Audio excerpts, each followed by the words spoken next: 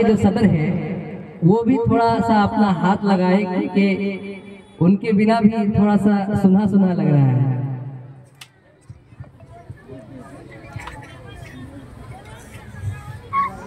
हजरत वली अख्तर साहब भी ये बहुत ही खुशनसीब हाफिज है जो सारे लोग मिलकर इनकी जो है दस्तारबंदी कर रहे हैं।